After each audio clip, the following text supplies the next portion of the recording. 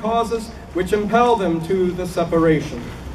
We hold these truths to be self-evident, that all men are created equal, that they are endowed by their Creator with certain unalienable rights, that among these are life, liberty, and the pursuit of happiness. That to secure these rights, governments are instituted among men, deriving their just powers from the consent of the governed, that whenever any form of government becomes destructive of these ends, it is the right of the people to alter or to abolish it, and to institute new government, laying its foundation on such principles and organizing its powers in such form as to them shall seem most likely to affect their safety and happiness. Well said. Prudence indeed will dictate that governments long established should not be changed for light and transient causes, and accordingly all experience hath shown that mankind are more disposed to suffer, while evils are sufferable, than to right themselves by abolishing the forms to which they are accustomed.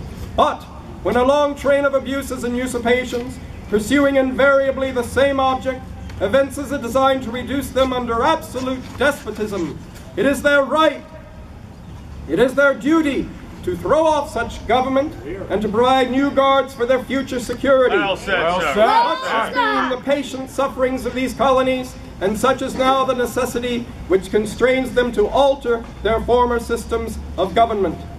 The history of the present King of Great Britain is a history of repeated injuries and usurpations, all having a direct object, the establishment of an absolute tyranny over these states. To prove this, let facts be submitted to a candid world. He has refused his assent to laws, the most wholesome and necessary for the public good. He has forbidden his governors to pass laws of immediate and pressing importance, unless suspended in their operation till his assent should be obtained. And when so suspended, he has utterly neglected to attend to them. He has refused to pass other laws for the accommodation of large districts of people, unless those people would relinquish the right of representation in the legislature. Never! A right inestimable to them and formidable to tyrants only. He has called together legislative bodies at places unusual, uncomfortable, and distant from the depository of their public records for the sole purpose of fatiguing them into compliance with his measures. He has dissolved representative houses repeatedly for opposing with manly firmness his invasion on the rights of the people. He has refused for a long time after such dissolutions to cause others to be elected, whereby the legislative powers, incapable of annihilation, have returned to the people at large for their exercise, the state remaining in the meantime exposed to all the dangers of invasion from without and convulsions within. He has endeavored to prevent population of these states for that purpose, obstructing the laws of naturalization of foreigners, refusing to pass others to encourage their migrations hither, and raising the conditions of new appropriations of land. He has obstructed the administration of justice by refusing his assent to laws for establishing judiciary powers. He has made judges dependent on his will alone for the tenure of their offices and the amount and payment of their salaries. He has erected a multitude of new offices and sent hither swarms of officers to harass our people and eat out their substance. Shameful. He has kept among us, in times of peace, standing armies without the consent of our legislators. Yes, Caesar. He has affected to render the military independent of and superior to the civil power. Never. Combined with others, to subject us to a jurisdiction foreign to our Constitution and unacknowledged by our laws, giving us assent to their acts of pretended legislation, for quartering large bodies of armed troops among us, for protecting them by mock trial from punishment for any murders which they should commit on the inhabitants of these states, for cutting off our trade with all parts of the world, for imposing taxes on us without our consent, for depriving us in many cases of the benefits of trial by jury, for transporting us beyond the seas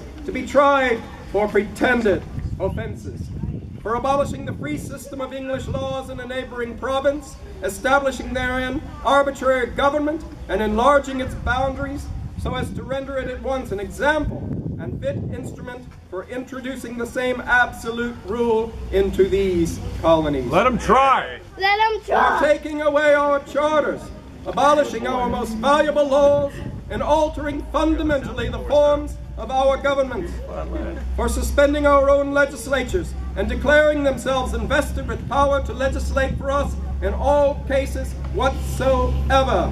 He has abdicated government here by declaring us out of his protection and waging war against us. He has plundered our seas, ravaged our coast, burnt our towns, and destroyed the lives of our people. Death to King George! He is at this time transporting large armies of foreign mercenaries to complete the works of death, desolation, and tyranny, already begun with circumstances of cruelty and perfidy, scarcely paralleled in the most barbarous ages, and totally unworthy the head of a civilized nation. Well said, sir. Well said. He has constrained our fellow citizens taken captive on the high seas to bear arms against their country, to become the executioners of their friends and brethren, or to fall themselves by their hands. He has excited domestic insurrections amongst us, and has endeavored to bring on the inhabitants of our frontier the merciless Indian savages, whose known rule of warfare is an undistinguished destruction of all ages, sexes, and conditions. In every stage of these oppressions, we have petitioned for redress in the most humble terms. Our repeated petitions have been answered only by repeated injury. A prince whose character is thus marked by every act which may define a tyrant is unfit to be the ruler of a free people. Hear, hear, sir. Well said. Nor have we been wanting in our attentions to our British brethren. We have warned them from time to time of attempts by their legislature to extend an unwarrantable jurisdiction over us. We have reminded them of the circumstances of our immigration and settlement here. We have appealed to their native justice and magnanimity, and we have conjured them by the ties of our common kindred to disavow these usurpations, which would inevitably interrupt our connections and correspondence. They too have been deaf to the voice of justice and of consanguinity. We must therefore acquiesce in the necessity which denounces our separation, and hold them, as we hold the rest of mankind, enemies in war, in peace, friends. We therefore, the representatives of the United States of America in General Congress assembled, appealing to the Supreme Judge of the world for the rectitude of our intentions, do in the name and by the authority of the good people of these colonies solemnly publish and declare that these united colonies are, and of right ought to be, free and independent states. That they are absolved from all allegiance to the British Crown, and that all political connection between them and the state of Great Britain is and ought to be totally dissolved. And as free and independent states, they have full power to levy war, conclude peace, contract alliances, establish commerce, and do all other acts and things which independent states may of right do. And for the support of this declaration, with a firm reliance on the protection of divine providence, we mutually pledge to each other our lives, our fortunes, and our sacred honor. Hear, hear. God bless these United States of America. God bless the United States.